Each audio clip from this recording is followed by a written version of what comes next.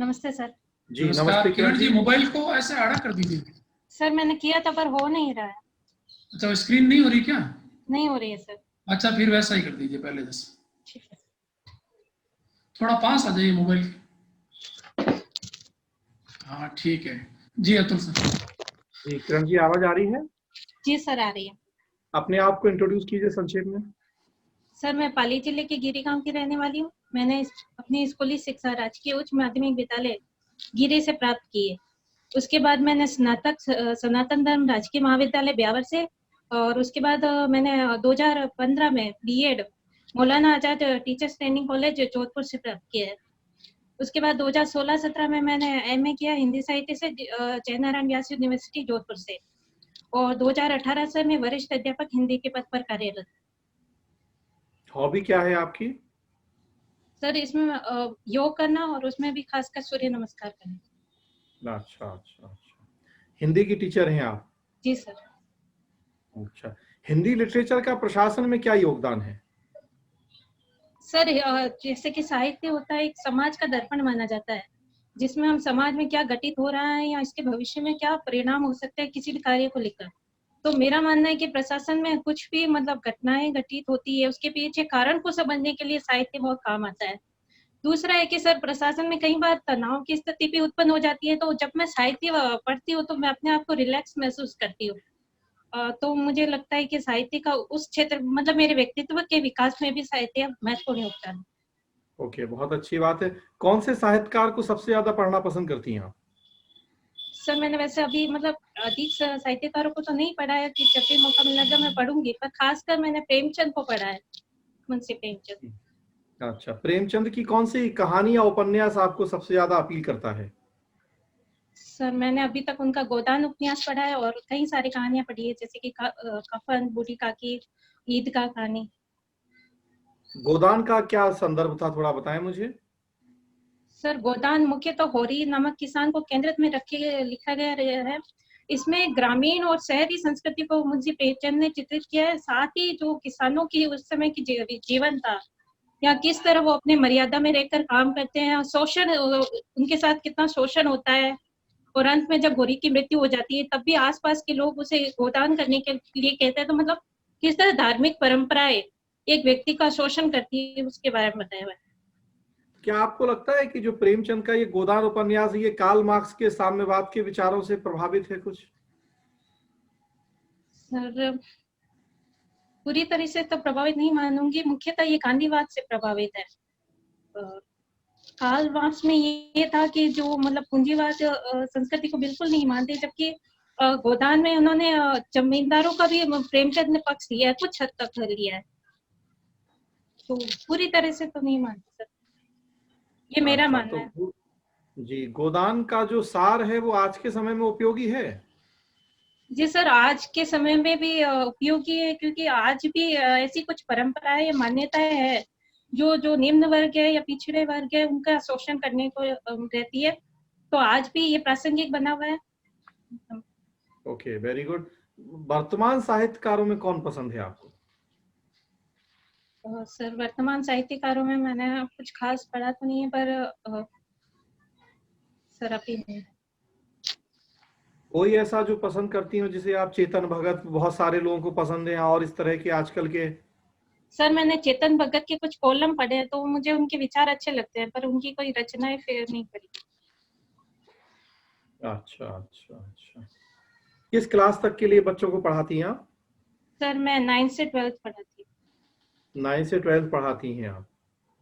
अच्छा, जो अब तक शिक्षा नीति चल रही थी उसमें क्या कमियां फील हो रही थी आपको एज ए टीचर? सर मैं कमियां तो नहीं कहूंगी, लेकिन मेरा मानना है कि परिस्थितियों के अनुसार हर नीति में या योजनाओं में बदलाव होना चाहिए, और इस कारण नई शिक्षा नीति लाई गई है। और जैसे कि परिस्थितियों के अनुसार पुरानी शिक्षा नीति नहीं ढल पाई है, जैसे कि बच्चों में जो रचनात्मकता का विकास होना चाहिए, उनमें अनुसंधान क्षमता का विकास होना चाहिए, तो उसमें पुरानी शिक्षा नीति में इस हद तक बात नहीं की गई थी जिसकी बात नई शिक्षा नीति में की गई है। तो ये सारी चुनौतियां थी कि बच्चों में किताबी ज्ञान से हटकर उनमें रचनात्मकता, अनुसंधानात्मकता या जो सतत विकास लक्ष्य है कि शिक्षा में गुणवत्ता, समावेशिता का समावेश होना चाहिए, तो उसको पाने के लिए नई शिक्षा नीति को लाया गया। ओके, ओके, तो पुरानी में भी कमियां कुछ नहीं थी, बस ये और बेटर है, आपको ऐसा लग रहा है? मेरा यही मानना है कि सर कमियां नहीं है, वो उस समय की परिस्थितियों के अनुसार लाई गई थी, और जैसे जैसे परिस्थितियां बदल रही है तो उसके लिए नई शिक्षा नीति लाई। अच्छा अच्छा, चलिए बहुत अच्छी बात है। न्यूज़पेपर तो जरूर पढ़ते होंगे, आप टीचर हैं। जी सर। कोरोना नए नए रिकॉर्ड तोड़ रहा है रोज, थोड़ा बताएंगे अभी क्या स्थिति है कोरोना के बारे में? सर अभी मुझे फिक्स डाटा तो याद नहीं है, पर जो इसकी मृत्यु दर है वो कम हुई है भारत में, और जैसे 0 पॉइंट ऐसे कुछ परसेंटेज हो गई है, और इसके मतलब लगभग कोरोना में कुछ गिरावट भी आ रही है भारत में। भारत में गिरावट आ रही है, और पूरी दुनिया में तो देख रहे हैं कि रिकॉर्ड तोड़ दिया है कल कोरोना के केस ने। जी सर, अमेरिका में इसके केस बढ़ रहे हैं, तो ये लोगों में जागरूकता या फिर सोशल डिस्टेंसिंग का पूरी तरह से पालन नहीं हो पा रहा है, इस वजह से इसके केसेस लगातार बढ़ रहे हैं। यूरोप में, अमेरिका में लोग जागरूक नहीं है, ऐसा लग रहा है आपको? वहां तो 100% लिटरेसी है, डेवलप कंट्री, इतने पढ़े लिखे लोग हैं। सर जागरूक तो है, लेकिन उनको वो ये कोरोना वायरस को बहुत हल्के में ले रहे हैं, तो वो जो सोशल डिस्टेंसिंग की पालना होना चाहिए वैसा नहीं कर पा रहे हैं। तो कुछ ना कुछ तो कारण है, तभी बढ़ रहा है। तो इसमें एक अगर वो सोशल डिस्टेंसिंग का पालन करेंगे तो ये इतने हद तक नहीं बढ़ने चाहिए थे। तो मेरा मानना है कि इस वायरस को लेकर उन्होंने कुछ हल्के में लिया है। अच्छा अच्छा, मतलब लोग अपनी जिंदगी के प्रति गंभीर नहीं है वहां के। सर हो सकता है कि इसमें जो मृत्यु दर कम है, इस वजह से भी लोग इसके प्रति गंभीरता नहीं दिखा रहे हैं, कि उनको लगता है कि वो ठीक हो जाएंगे, पर वो ये नहीं समझ अमेरिका पा में तो रहे ढाई कि लाख के ऊपर लोग अमेरिका में तो 2.5 लाख के ऊपर लोग मर गए, मृत्यु दर कैसे? हमारे यहाँ तो अभी आधे भी नहीं मरे, आबादी 4 गुना है हमारी उनसे। सर परसेंटेज के हिसाब से शायद कम है, मुझे कंफर्म पता है। सॉरी अच्छा, सर। कंफर्म नहीं पता आपको? बहुत इंटरेस्ट नहीं है देश दुनिया के बारे में, जो हो रहा है होए, हमें क्या करना। नहीं नहीं सर, ऐसा नहीं है, पर मुझे अभी कंफर्म इसके अच्छा बारे में अच्छा, मैं और पढ़ने की कोशिश कर। चलिए। अखबार में एक न्यूज पढ़ रहा था, बड़ी इंटरेस्टिंग न्यूज, की अगर कोई एक महिला ने रोड पे कूड़ा फेंका था, जी सर। नगर निगम वाले वापस उस महिला के घर पे फेंका है कूड़ा।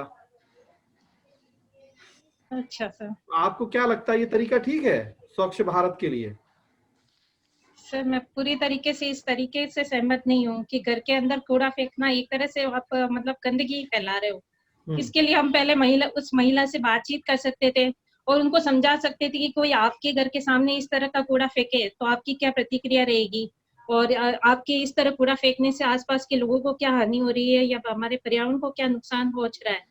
तो पहले ये चीज तो उनके समझाइश होनी चाहिए थी, तो मैं सहमत पिछले नहीं हूँ इससे। पिछले 70 साल से तो समझा रहे हैं हम लोगों को कि खुले में गंदगी नहीं फैलाओ, कुछ और गलत काम नहीं करो, मान जा रहे लोग समझाने से। सर लोगों में समझदारी आ रही है, जैसे कि स्वच्छता अभियान चलाया गया, तो उससे कई लोग जो जागरूक थे उन्होंने इस काम को गंभीरता से लिया है, और वो अपने आसपास के वातावरण को स्वच्छ भी रख रहे हैं। लेकिन कुछ ऐसे अनैतिक लोग हैं या जो अपनी जिम्मेदारी को नहीं समझ पा रहे हैं, तो उनको और समझाने की जरूरत है, और मेरा मानना है कि धीरे धीरे समझ में आ जाएगा। अच्छा, नैतिकता में एक शब्द आपने टर्म जरूर पढ़ा होगा, सामाजिक धारणा या सामाजिक प्रभाव। जी समझाने की आप बात कर रही, वहीं से जुड़ा हुआ है, क्या है ये कॉन्सेप्ट? सर मैंने इस टर्म के बारे में पूरा तो नहीं पढ़ा है, पर मैं अनुमान लगा सकती हूँ। जी लगाइए। सर किसी भी विचार के बारे में समाज की क्या सोच है, उसको लेकर क्या प्रभाव पड़ता है उसका, सर कंफर्म नहीं पता। अच्छा, कंफर्म नहीं है आप? एटीट्यूड और एप्टीट्यूड में अंतर बता सकते हैं क्या होता है? Sir sorry. नहीं जानते हैं? तो सॉरी मेंस सर, में मुझे पढ़ा तो कंफर्म। होगा ये सब, नहीं पढ़ा था मेंस में? सर ये मैंने पूरा डिटेल में अभी तक नहीं पढ़ा है, मैं आगे पढ़ने की कोशिश करूँगी। अच्छा अच्छा, प्रशासन और प्रबंधन पढ़ा था या वो भी नहीं पढ़ा था? सर पढ़ा।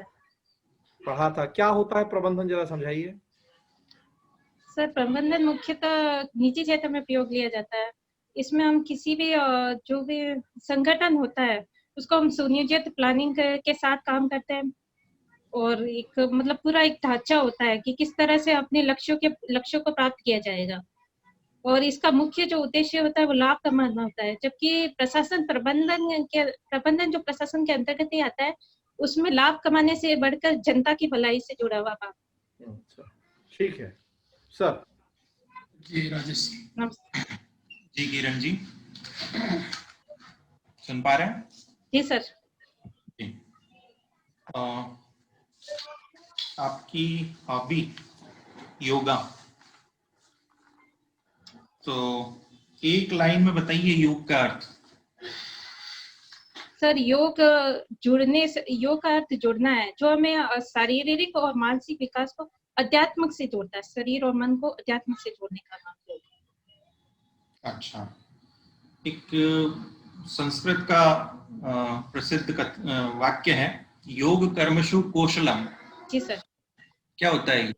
सर ये श्री कृष्ण भगवान द्वारा भगवत गीता में दिया गया था कि जब हम अपने कर्म को कुशलता पूर्वक या पूरी निष्ठा से पालन करते हैं, वही योग है। तो ये योग की एक जो शाखा है कर्म योग, उससे संबंधित है।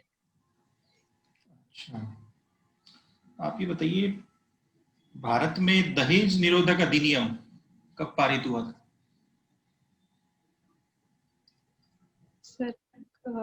सर मैं अभी रिकॉल नहीं कर पा रही हूँ। अच्छा, घरेलू हिंसा से जुड़ा हुआ कोई अधिनियम याद हो तो?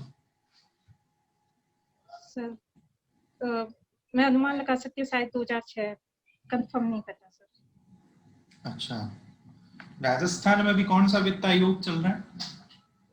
राजस्थान में सर 5वां वित्त आयोग चल रहा है। अच्छा, अध्यक्ष कौन है उसका? सर श्रीमती ज्योति किरण। अच्छा, पॉलिटिकल साइंस रहा है, न्यूज़पेपर पढ़ रहे हैं आप? जी सर। नियमित रूप से? जी सर, लगभग नियमित रूप से पढ़ रहे हैं। अच्छा, ये बताइए, अभी बिहार में जो चुनाव हुए हैं वहां पर कोई महिला प्रत्याशी है क्या जो सीएम पद की उम्मीदवार है? सॉरी सर, अभी रिकॉल नहीं कर पा रही। अच्छा, भारत के किसी पड़ोसी देश में भी चुनाव होने हैं? सर पाकिस्तान में शायद होने वाला है। इसके अलावा? इसके अलावा सर नहीं पता। अच्छा, अभी अमेरिकी चुनाव में जो महिला उम्मीदवार जीती है उनके एक दो के नाम बताएंगे? सर महिला उम्मीदवार में एक सर कमला हैरिस जीती है, जो वहां की पहली उपराष्ट्रपति बनने की, और दूसरे सर एक प्रतिभा नाम से कुछ है, प्रतिभा मैं सर नाम रिकॉल नहीं कर पा रही हूँ। अच्छा, ये प्रीति पटेल कौन है? Sorry sir. चलिए, अभी भारत में जो बाल श्रम रुक नहीं रहा है, क्या कारण है इसके? सर बाल श्रम रुकने के कारण के पीछे सबसे पहले गरीबी सबसे प्रमुख कारण है, जिस वजह से बच्चों को कम उम्र में काम पर जाना पड़ रहा है। साथ ही सर लोगों में जागरूकता का भी अभाव है कि वो बाल श्रम के लिए जो कानून बनाया गया है उससे जो दंड प्राप्त होगा उसके बारे में जागरूकता नहीं है। और तीसरा है कि कहीं ना कहीं हम शिक्षा से भी उन बच्चों को नहीं जोड़ पाए हैं। अगर उनको शिक्षा से जोड़ दिया जाए तो इसमें कुछ ना कुछ कमी आ सकती है। चलिए, आपने गरीबी को कारण बताया, गरीब क्या होता है ये बताइए, गरीब किसे कह सकते हैं? सर मेरा मानना है कि जो अपनी मूलभूत आवश्यकता है, जैसे कि रोटी कपड़ा मकान, उनकी पूर्ति नहीं कर पा रहा है तो वो गरीब है। और वैसे योजना आयोग द्वारा या फिर जो रंगराजन कमेटी उसके द्वारा इसकी अलग अलग परिभाषा दी गई है। कुछ कैलोरी के ऊपर भी है कि शहरी क्षेत्र में 2400 कैलोरी और ग्रामीण क्षेत्र में 2100 कैलोरी प्रतिमाह का अगर वो उपभोग नहीं कर पा रहा है तो वो गरीब है। अच्छा, गरीबी रेखा थोड़ा सा बताएं, गरीबी रेखा क्या होती है? सर इसमें कुछ मतलब आय किससे जुड़ा हुआ है, मैं कंफर्म नहीं कर सकती। अच्छा, गरीबी दूर करने में क्या बाधाएं हैं? सर मेरा मानना है कि सबसे बड़ी बाधा तो जनसंख्या है, क्योंकि सरकारें योजनाएं बनाती है लेकिन जब वो योजनाएं धरातल पर आती है तब उन योजनाओं का लाभ सभी को नहीं मिल पाता। तो एक जनसंख्या मतलब जितने संसाधन है उसके हिसाब से जनसंख्या बहुत ज्यादा है, तो इस वजह से भी गरीबी दूर नहीं हो पा रही। और दूसरा है कि मतलब उद्योगों का विकास होना चाहिए, कि उद्योग अगर विकास हो तो गरीबी दूर हो सकती है। तो उद्योग भारत में प्राथमिक क्षेत्र डेवलप हुआ, तृतीयक क्षेत्र डेवलप हुआ, लेकिन द्वितीयक क्षेत्र उतनी मात्रा में डेवलप नहीं हो पाया जो रोजगार पैदा कर सकता था, तो इस वजह से भी गरीबी। ये बताइए, जैसे गरीबों को फ्री वस्तुएं मिलती है, अनाज वगैरह, कुछ सेवाएं भी फ्री में मिलती है, जी सर। गरीबी रेखा में कुछ संशोधन होना चाहिए क्या? सर कई आलोचक ये मानते हैं कि गरीबी रेखा में संशोधन होना चाहिए, क्योंकि जो इसकी मतलब निर्धारण रेखा या जो इनकी आय का जो तरीका दिखाया गया है वो बहुत कम है। मैं उसमें कंफर्म तो सर मुझे याद नहीं है, पर जितना है उस हिसाब से वो अपने एक दिन की आवश्यकताओं को भी पूरा नहीं कर सकता। अच्छा, ये राज्य विद्यालय मानक प्राधिकरण के बारे में कुछ जानकारी है आपको? राज्य विद्यालय मानक प्राधिकरण, जी। सर मैं अनुमान में तो शायद शिक्षा नीति में ऐसी कुछ बात की गई है, पर मुझे इनका सॉरी सर। अच्छा, भारत में जनसंख्या वृद्धि का मुख्य कारण क्या है?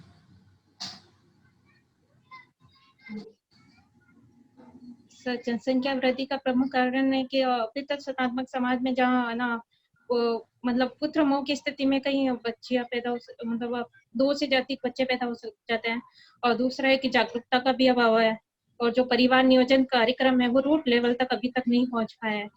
तो ये प्रमुख कारण है जनसंख्या वृद्धि। अच्छा, महिलाएं शादी करके किसी और घर में जाती है तो वहां पर उनका वंश उनका नहीं माना जाता है,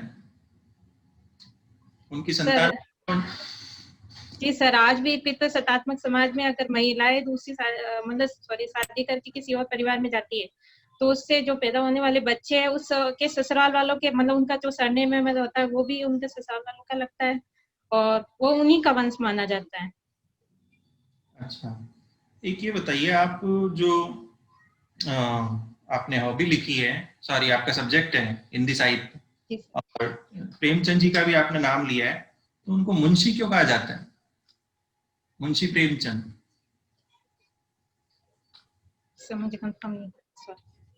अच्छा, प्रेमचंद जी की जो रचनाएं हैं उनकी मुख्य कमजोरी क्या है?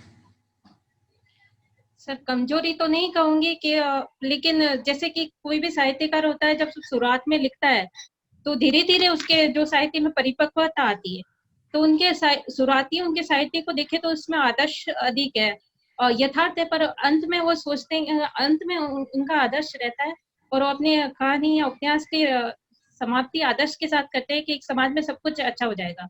लेकिन धीरे धीरे अंत में उनका ये दृष्टिकोण बदलता है और वो जैसे गोदान उपन्यास लिखते हैं या कफन कहानी लिखते हैं तो उसमें वो यथार्थ पर अपनी कहानी खत्म करते हैं। चलिए, अंतिम प्रश्न मेरा, उनकी एक कहानी है नमक का दारोगा। जी सर। ये जो कथानक है इस कहानी का, एक काल्पनिक है या किसी घटना से संबंधित है? सर मुझे इसके बारे में कंफर्म तो नहीं पता, पर काल्पनिक हो सकता है या फिर उनके आसपास में ऐसी घटनाएं होती रहती होगी। कंफर्म। चलिए ठीक है, धन्यवाद। जी किरण जी। जी सर, नमस्ते। नमस्कार। आपका बीए में इतिहास, भूगोल और हिंदी साहित्य रहा है। जी सर। तो भूगोल से कुछ क्वेश्चन आपसे पूछ रहा हूँ मैं कि ये बताएं कि अभी सौरमंडल में कितने ग्रह हैं? सर वैसे तो 9 ग्रह के बारे में पढ़ा है, पर इसके आगे नया कुछ जुड़ा है या फिर कुछ हटा है तो मुझे कंफर्म। अभी वर्तमान में जैसे 8 है काफी सालों से, बता पाएंगे? अच्छा बताइए, सबसे बड़ा ग्रह कौन सा है? बृहस्पति। और सबसे छोटा? सॉरी सर, प्लेटो शायद। ठीक है। अच्छा बताएं कि ये जैसे भारत में अगर सूखा पड़ता है या बाढ़ आती है तो इसको कहा जाता है कि लानिनो अल्निनो इफेक्ट है, ठीक है। और कई बार किसी वर्ष को लानिनो वर्ष या अल्निनो वर्ष घोषित किया जाता है। क्या होता है ये लानिनो अल्निनो इफेक्ट, क्या होता है? सर ये प्रशांत महासागरीय क्षेत्र में जो हवाएं चलती है उसके हिसाब से रहता है, होता है। कंफर्म सर मैं अभी नहीं समझा पाऊंगी, इसके बारे में वापस मैं पढ़ूंगी। ठीक है। अच्छा, इतिहास से कुछ क्वेश्चन आप पूछ लेते हैं। अच्छा बताइए कि संस्कार क्या होता है? सर संस्कार व्यक्ति के जीवन से मृत्यु तक जीवन से लगाकर मृत्यु तक की एक कुछ परंपराएं होती है जो उसके जीवन से जुड़ी हुई। इनकी क्या आवश्यकता है संस्कारों की? आपको लगता है कि इनकी कुछ आवश्यकता है जीवन में? हमारी भारतीय संस्कृति में संस्कारों की विवेचना की गई है और ये संस्कार हमें हमारे जीवन को एक दिशा प्रदान करते हैं कि किस समय पे हमें कौन से कार्य किए जाने चाहिए, तो एक परंपराएं को आगे ले जाने का काम संस्कार करते हैं। कितने संस्कार हैं अभी? सर 16 संस्कार है। बता पाओगे नाम उनके आप? सर मैं कोशिश करूंगी। करिए। सर गर्भाधान, पुंसवन, सीमंतोनयन, जात कर्म, नामकरण और सर विवाह, अंत्येष्टि। बताइए पुंसवन संस्कार क्या होता है? सर पुत्र जन्म की प्राप्ति के लिए ये संस्कार किया जाता है। और उपनयन संस्कार? सर उपनयन जनेऊ धारण करने से संबंधित है। ये मुख्यतः 3 जो ब्राह्मण, क्षत्रिय और वैश्य इनको अधिकार दिए गए। और जात कर्म संस्कार क्या होता है? जात कर्म संस्कार। अच्छा बताइए कि वेद त्रयी क्या है? वेद त्रयी? सर 3 वेदों के समान ऋग्वेद, सामवेद और यजुर्वेद को वेद त्रयी कहा जाता है। सूत्र साहित्य की जानकारी है? सूत्र साहित्य क्या होता है? जी सर मैंने मेंस के टाइम पढ़ा था। अच्छा बता सकते हैं स्रोत सूत्र क्या होता है? स्रोत सूत्र? सर ये सुनने से संबंधित है। इसमें सूत्र साहित्य में तो शायद लगभग जो वो धार्मिक ग्रंथों का उनका संकलन किया गया है। Sorry sir. चलिए आधुनिक भारत से 1-2 प्रश्नों का जवाब दीजिए। ये बताइए कि भारत में राष्ट्रवाद के उदय का क्या कारण था? आधुनिक राष्ट्रवाद हाँ। जो सर 1857 की क्रांति के बाद उत्पन्न हो, उसके बारे में कुछ? हाँ, जो स्वतंत्रता आंदोलन शुरू हुआ भारत में, तो उसका उदय राष्ट्रवाद के कारण हुआ। तो वो क्या कारण थे कि भारत में राष्ट्रवाद का उदय हुआ? सबसे पहला कारण था कि जो मतलब भारतीय में जो पुनः जागरण आया था, उसके कारण भी राष्ट्रवाद आया था। उसमें जो भारतीयों में है ना, मतलब आशावाद का संचार हुआ। उन्हें अपनी प्राचीन भारतीय संस्कृति पर गर्व महसूस हुआ। और साथ ही जो सर उनका ब्रिटिश शिक्षा से जब उनका जब वो उसके बारे में उनकी जानकारी मिली, तो फ्रांस की जो समानता, स्वतंत्रता के बारे में भी उन्होंने पढ़ा। तो वो सब उन्होंने अपने भारत में भी लाने का प्रयास किया गया। तो उससे भी राष्ट्रवाद का उदय। साथ ही जो अंतर्राष्ट्रीय परिस्थितियां ऐसी उत्पन्न हो गई थी कि कुछ युद्धों में भारत को विजय मिली थी, तो और जो ब्रिटिश सेना हारी थी, तो उनको लगा कि इनको हम हरा सकते हैं और ये विदेशी हमें न हटाने। अच्छा, आप सन्यासी विद्रोह के बारे में बता सकते हो? सन्यासी विद्रोह के बारे में पढ़ा आपने? सर पढ़ा है पर अभी रिकॉल नहीं कर पा रही।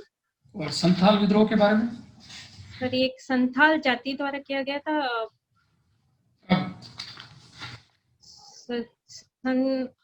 सर अभी समय याद नहीं है सर। आप पाली के हो कि जोधपुर के?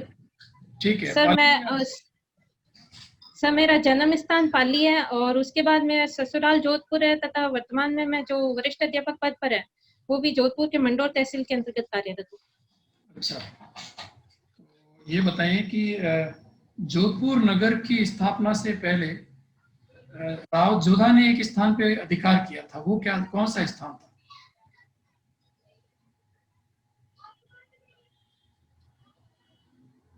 आप सोचिए उत्तर इसका। Sorry sir. अच्छा बताएं कि राव जोधा ने जोधपुर की स्थापना कब की? सर 1459 में। आप श्योर हो कि राव जोधा ने की थी? राव जोधा ने जोधपुर की स्थापना की थी और मेहरानगढ़ का किला बनाया। ठीक है। एक लोक देवता है अड़बू जी। जी सर। बताइए। सर ये जोधपुर से ही संबंधित है। और सर इनकी बैलगाड़ी की पूजा की जाती है। और स्थान का। अच्छा बताएं कि जोधा और राव जोधा में और अड़बू जी में क्या संबंध था आपस में? राव जोधा ने बेंगटी गांव दिया था अड़बू जी को। और बाबा रामदेव और अड़बू जी में क्या संबंध था? सर ये भाई थे सर, मुझसे भाई यहाँ पे। मैं अभी कंफर्म राइट है आंसर आपका, कंफर्म हो जाए इसमें। ये बताएं कि अमल बावल की संधि क्या है? सर ये मारवाड़ के शासक राव जोधा और मेवाड़ के शासक राणा सांगा के मध्य हुई थी। इससे है ना जो दोनों के बीच आपसी संघर्ष चल रहा था उसको दूर किया गया और सोजत को है ना सीमा क्षेत्र बनाया गया मारवाड़ और मेवाड़ के बीच। और जोधा की मतलब दोनों में रिश्तेदारी भी की गई थी। मैं सर नाम याद नहीं कर रही। सांगा कंफर्म हो कि सांगा जी थे, राणा सांगा थे या राणा थे? Sorry sir, Rana Kumbhate, sorry sir. अच्छा, आंवल और बावल का अर्थ बता दीजिए कि आंवल बावल का अर्थ क्या होता है? सर जो मतलब मेवाड़ में मुख्यतः बावल, मैंने एक बार पढ़ा था सर, अभी याद नहीं कर पा रही। शायद वो सर जो वही बता रहा हूँ। विदेशी बबूल होते हैं उनको बावले कहा जाता है, हाँ, और आंवले मारवाड़ क्षेत्र में होते हैं, तो ठीक है। इसके कारण इनको आंवल अच्छा बावल। बताएं कि तेरह ताली नृत्य का संबंध पाली से किस प्रकार है? सर 13 ताली नृत्य की जन्म स्थली पाली का पादल गांव माना जाता है, और जो 13 ताली नृत्य के नृत्यांगना है मांगी बाई, उनका ससुराल भी पादल गांव था, और उन्होंने वहीं से वो प्रशिक्षित हुई थी 13 ताली नृत्य में। क्या होता है इसमें? तेरह ताली का क्या मतलब है? सर इसमें 13 मंजीरे होते हैं जो 9 दाएं पैर में बांधे जाते हैं, वो एक दोनों हाथों की कोहनियों में, वो एक एक दोनों हाथों की कलाइयों में लिए जाते हैं, और इसमें सर एक ही लय में है ना सारे 13 मंजीरे एक साथ बजते हैं, और ये बैठ कर किया जाने वाला नृत्य। किस लोक देवता के भजनों में ये तेरह ताली नृत्य किया जाता है? सर बाबा रामदेव जी के भजनों में कामड़ जाति की महिलाओं द्वारा ये नृत्य किया जाता है। अच्छा, गिरी सुमेल के युद्ध के बारे में बता दीजिए। सर गिरी सुमेल युद्ध 1544 ईस्वी में मारवाड़ के शासक मालदेव, मालदेव तो नहीं, उनके सेनापति जेता कुपा और दिल्ली के शासक शेरशाह सूरी के मध्य युद्ध हुआ था, जिसमें शेरशाह सूरी विजय तो हो गया, लेकिन अंत में उसे ये कहना पड़ा कि मैंने मुट्ठी भर बाजरे के लिए दिल्ली की सियासत खो देता। अंतिम प्रश्न मेरा, पीर मस्तान की दरगाह कहाँ है? कंफर्म अभी रिकॉल नहीं कर पा रही। अच्छा बताएं, सोजत क्यों प्रसिद्ध है? सर सोजत पहला तो अपने मेहंदी उद्योग के लिए प्रसिद्ध है, और सर सोजत का एक प्राचीन इतिहास भी रहा है, और सोजत में अभी सर हवाई पट्टी का भी निर्माण की बात कही जा रही है। ठीक है जी। अतुल सर। जी किरण जी, आपका तो अच्छा है, खूब अच्छा है, कॉन्फिडेंट हैं आप, अच्छे से जवाब दे रही हैं। थोड़ा सा न्यूज़पेपर अच्छे से पढ़ें, 2-3 घंटा कम से कम न्यूज़पेपर पढ़ें, ताकि जो भी करंट की चीज़ें हैं उनके प्रति अवेयर रहें। बाकी तो ओवरऑल खूब अच्छा है, आपका कॉन्फिडेंस भी है, नॉलेज भी है आपको, तो बाकी अच्छा है, बढ़िया, बस न्यूज़पेपर पढ़िए। जी राजेश। जी किरण जी, सर ने बता दिया है सब कुछ, बहुत अच्छा प्रदर्शन रहा है मॉक में तो आपका, और उम्मीद करते हैं ऐसा ही आपका रियल इंटरव्यू जाए। ठीक है, करंट पे फोकस कीजिए, और जहां पर भी कमी लगती है आप अपने बायोडेटा में, जहां पर भी आपको लगता है कि मैं यहाँ पर कमजोर हूँ, उस पक्ष को मजबूत कीजिए। ठीक है, आपकी शुभकामनाएं। आप धन्यवाद सर। जी किरण जी, देखें ओवरऑल तो काफी अच्छा है, बस कुछ पॉइंट्स में आप काम करिए। और जैसे आपका जो उत्तर है उसमें कई जगह आपने बोला मेरा मानना है, तो इसको आप एक आध जगह कहीं यूज करें तो ठीक है, पर अगर आप ज्यादा बोलोगे, 5 बार बोलोगे, तो ये आपके लिए नकारात्मक जाएगा ना। मेरा मानना नहीं चलेगा, आपको जो सर मेरी एक कमी है कि मुझे फैक्ट याद नहीं रहते हैं, मतलब मैं उसमें श्योर रहती हूँ। इस कमी को दूर करिए। देखिए बिना ज्ञान पक्ष को मजबूत किए आपको वहां बहुत अच्छे उत्तर आप नहीं दे पाओगे। तो हालांकि उत्तर अच्छे हैं आपके, फिर भी आप इसको तैयार करिए, थोड़ा कोशिश करिए कि आप याद हो 2 महीने कम से कम, है ना। दूसरा, उत्तर देने में आप कहीं जल्दबाजी कर लेती है, मतलब बहुत फटाफट बोल लेती है उत्तर देने में, और उत्तर थोड़ा लंबा भी दे देती है।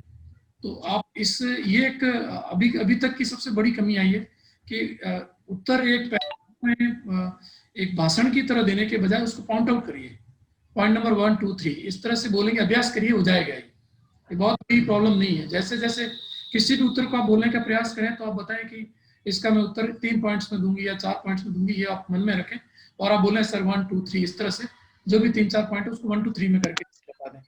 जैसे और एक महिलाओं से संबंधित जितने कानून है, अधिनियम बने हुए, उनकी, आप खुद एक महिला है, तो इन सब चीजों को बहुत विशेष रूप से ध्यान रखें। हाँ, जैसे इससे संबंधित जो प्रश्न थे उसके उत्तर आप अच्छे नहीं दे पाए हो, और करंट इश्यू आपका अच्छा तैयार नहीं है, उसको अच्छा करिए। और बाल श्रम में आपके उत्तर ठीक थे, कंसेप्ट वाइज अच्छा आंसर दिया है। गरीबी से संबंधित उत्तर बहुत अच्छे नहीं है, बीच बीच में कहीं कहीं आपके उत्तर चुके हैं। और राष्ट्रवाद में भी ऐसा लग रहा था कि आप अनुमान ज्यादा लगा रही, तो आप अनुमान नहीं हो। आप कोशिश करें कि टू द पॉइंट उत्तर जाए, नहीं आ रहा तो आप सॉरी बोल दीजिए, और फिर भी आप बताना चाहें तो पैनल से अनुमति लीजिए कि मैं अनुमान करना चाहती हूँ। ठीक है, ठीक है कि आप अनुमान करके और बड़े आंसर नहीं देंगे, बाकी आप अच्छा कर लेंगे, अगर इन पॉइंट्स को कवर कर लेंगी तो बहुत और अच्छा हो जाएगा, 80-90% पे आप पहुंच जाएंगे। ठीक है, sir. Okay Kiran ji, all the best. धन्यवाद सर।